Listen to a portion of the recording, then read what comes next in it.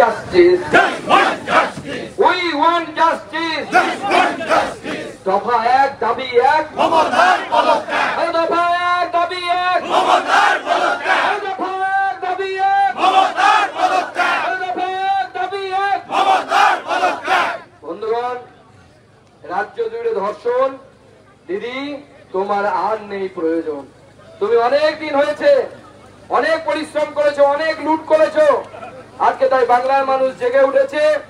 আজকে আমরা হুডকো মোড় থেকে আমাদের বিভিন্ন নেতা, মাননীয় দিলীপ দা এখানে উপস্থিত আছেন, মাঝপথে আমাদের বিরোধী দল নেতা শুভেন্দু অধিকারীকে গ্রেফতার করা হয়েছে। কিন্তু তারপরেও তিনটে ব্যারিকেড পার করে আমরা স্বাস্থ্য ভবনের সামনে এসে পৌঁছেছি। এখানে যে ব্যারিকেড আছে কিছুই নেই, বিজেপি ফুল নেই, পুলিশ উড়ে চলে যাবে বিজেপির কর্মীদের এত ক্ষমতা আছে। কিন্তু বিজেপি সেটা করে না। বিজেপি গণতান্ত্রিক পদ্ধতিতে বিশ্বাস করে। কিন্তু পুলিশের কেন এত ভয়? কারণ মনে রাখবে, চোরের মন সবসময় পুলিশ। আমাদের মুখ্যমন্ত্রীর নেতৃত্বে তৃণমূল কংগ্রেস বিধানসভার ভিতরে ঢুকে মুখ্যমন্ত্রী স্বয়ং বিধানসভা ভাঙচুর করেছিলেন। তাই মুখ্যমন্ত্রী সবসময় ভয়ে ভোগেন, বিরোধী হলেই বুঝি ভাঙচুর করবে, আগুন জ্বালাবে। না মুখ্যমন্ত্রী, আমরা বিজেপি, আমরা দেশভক্ত, আমরা নরেন্দ্র মোদীর ভক্ত, আমরা ভাঙচুর করি না, আপনার মতো অন্যায় অবিচার করি না। আপনাদের মত অনুসারে আমরা বলছি না। ৭,০০০ লোক ব্যারিকেড ভেঙে ঢুকে গেল আরজি করের ভেতরে। কে ভ্যান্ডালাইজ করলো, ভেঙে দিল, ছুড়ে দিল? কারা ভাঙলো? তৃণমূল কংগ্রেসের কর্মীরা ঢুকেছে। আমাদের কাছে পরিষ্কার খবর আছে। এই যে স্বাস্থ্য ভবন, এই স্বাস্থ্য ভবন দুর্নীতির প্রতীক। এই স্বাস্থ্য ভবন কে চালায়? পশ্চিমবঙ্গের মানুষ হয়তো জানে না। তারা ভাবেন আমাদের মুখ্যমন্ত্রী সাদা শাড়ি পরা, নীল শাড়ি পরা, হাওয়াই চটি পরে একজন মহিলা, তিনি এই স্বাস্থ্য ভবন চালান। তার নিচে আছেন চন্দ্রিমা ভট্টাচার্য, তিনি এমওএস, তিনি চালান। সবাই আপনারা ভুল জানেন, সত্যি কথা কেউ জানেন না। এই স্বাস্থ্য ভবন যদি কেউ চালায়, তিনি ডক্টর এসপিডি চালান। তার দ্বারা এটা চালিত হয়, নেক্সাস দ্বারা চালিত হয়, যিনি মুখ্যমন্ত্রীর একদম কাছের বন্ধু। আমরা এর বেশি আর বাইরে বলি না, কারণ তিনিও একজন মহিলা। আমরা কোনো মহিলার সম্মান নিয়ে টানাটানি করতে চাই। আমি গতকালও বলেছি, আপনারাও খুঁজুন কে ডক্টর শ্যামা বাবা। এই শ্যামা বাবার কারবার কোথা থেকে চলে? কেন তার মেয়ের জন্য পিজিতে একমাত্র তার মেয়ের জন্য ক্যাবিনেট মিনিস্টারদের বৈঠক করে, ক্যাবিনেটের বৈঠক করে পোস্ট তৈরি করতে হয়? মুখ্যমন্ত্রীর সাথে তার সম্পর্ক কি? মুখ্যমন্ত্রী তাকে কেন এত তোয়াজ করেন? কারণ এখন একের পর এক যে অভিযোগ উঠে আসছে, দেহ বিক্রি, দেহ ব্যবসা, পর্নোগ্রাফি, ড্রাগ র্যাকেট, প্রশ্ন ফাঁস। আমি জানি না আমার আপনার ঘরের সেই নিরীহ মেয়েটা কি জেনে ফেলেছিল, যার জন্য তাকে আজকে জীবন দিতে হলো। আজকে পুলিশকে আমরা প্রশ্ন করতে চাই, আপনাদের সিপি যিনি মাথার উপরে বসে আছেন, তার কি 1% লজ্জা নেই? 1% লজ্জা নেই সেই সিপির? তিনি ঘুরে এসে বলেছিলেন there is no sign of external injury, কোনো বাইরে আঘাত দেখতে পাচ্ছি না। সিপি সাহেব, পোস্টমর্টম রিপোর্টটা পড়ুন। পোস্টমর্টম রিপোর্টে বলছে 15টা এক্সটার্নাল ইনজুরি মেয়েটির গায়ে আছে। আর আপনি যদি সেই এক্সটার্নাল ইনজুরি দেখতে না পান, আপনি অপদার্থ সিপি, আপনি পদত্যাগ করুন। আপনার পদত্যাগ করা উচিত। নাকি আপনি সব জানতেন? শুধুমাত্র মানুষকে বোকা বানানো, আত্মহত্যা আত্মহত্যা বলে প্রচার করা। কেন এতক্ষণ দেরি হলো এফআইআর করতে? কেন মেয়েটির দেহ, সেই মহিলা ডাক্তারের দেহ তাড়াতাড়ি পুড়িয়ে দেওয়ার ব্যবস্থা করা হয়েছিল সেখানকার কাউন্সিলর এবং বিধায়ক থেকে?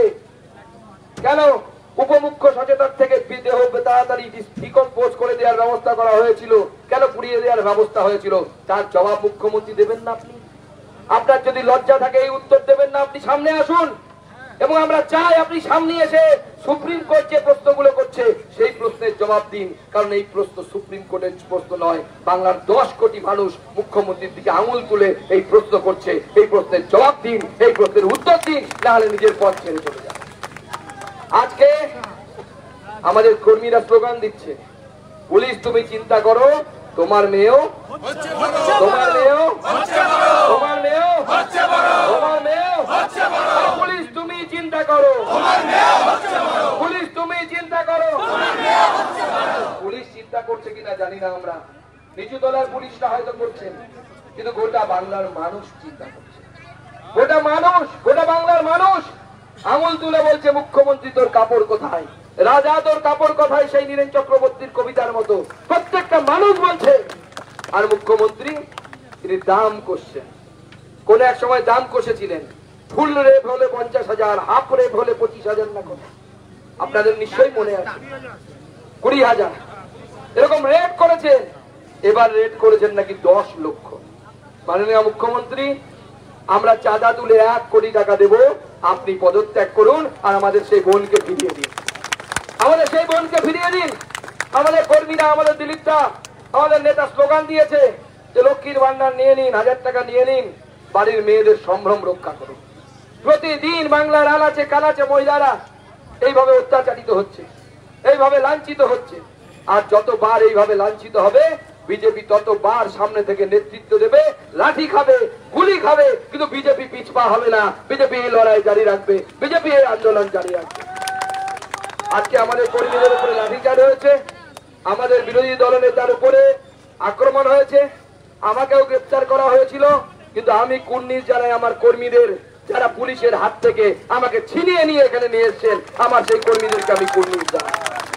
কিন্তু আমাদের বিরোধী দলনেতার উপর গ্রেফতারের প্রতিবাদে, আমাদের বিরোধী দলনেতার গ্রেফতারের প্রতিবাদে আর আমাদের যে সমস্ত কর্মীদের উপর অত্যাচার হয়েছে, কারো নাক ফেটেছে, কারো পেটে গুঁতো লেগেছে, কারো মাথা ফেটেছে, আগামীকাল ভারতীয় জনতা পার্টি প্রত্যেকটি থানার সামনে বিক্ষোভ দেখাবে, গোটা রাজ্য জুড়ে বিক্ষোভ দেখাবে, প্রত্যেক জায়গায় বিক্ষোভ দেখাবে। যেমন দিলীপদা বললেন, এই আন্দোলন জনতার আন্দোলন, আর বিরোধী দল হিসেবে আমাদের কর্তব্য, আমরা সেই কর্তব্য পালন করছি। আমরা প্রায় 7 কিলোমিটার হাঁটতে হাঁটতে এখানে এসেছি, কম তো বেশি, বেশি তো কম নয়, আপনারা সবাই হেঁটেছেন। কিন্তু আমরা ভ্যান্ডালিজম করব না, আমরা মুখ্যমন্ত্রীর মতো বিধানসভা ভাঙবো না, আমরা স্বাস্থ্য ভবন ভাঙবো না, আমরা স্বাস্থ্য ভবনে চলা নেক্সাসকে ভাঙবো, যে বাজে কাজ চলছে তাকে ভাঙবো, সেই ডাক্তারদেরকে এখান থেকে সরাবো। তাই আমি এই মঞ্চ থেকে আমার কর্মীদেরকে অনুরোধ করছি, আপনারা বহু পরিশ্রম করেছেন, আমরা এই আন্দোলনের সমাপ্তি, আজকের এই আন্দোলনের সমাপ্তি এখানে করছি, কিন্তু বিজেপির আন্দোলন থামবে না। প্রয়োজনে আমাদের ধর্ণা, যে ধর্ণা, সেই ধর্ণা তো চলছে, সেই ধর্ণা চলবে এখনো। এখান থেকে গিয়ে আমরা ধর্ণা মঞ্চে যাব, আগামী দিনেও আন্দোলন চলবে। কালকে জেলায় জেলায় পুলিশের সামনে বিক্ষোভ হবে এবং প্রয়োজনে আগামী দিনে বিজেপি আরো বৃহত্তর আন্দোলনের ডাক দিবে, সেই জন্য কোমর বেঁধে আমরা তৈরি হব। কি আমরা তৈরি তো? প্রয়োজনে আমরা নবল্লার দিকে যাবো তো, আন্দোলন করবো তো। ভারত মাতা কি, ভারত মাতা কি, ভারত মাতা কি। সবাইকে ধন্যবাদ। সবাই শান্তিপূর্ণভাবে নিজের নিজের বাড়িতে ফিরে যাবেন, ধর্ণা মঞ্চেও যাবেন, ধর্ণা মঞ্চ হয়ে তারপরে বাড়িতে ফিরবেন। সবাইকে আন্দোলনে সামিল হওয়ার জন্য ধন্যবাদ। ভারত মাতা কি জয়, বন্দে মাতরম।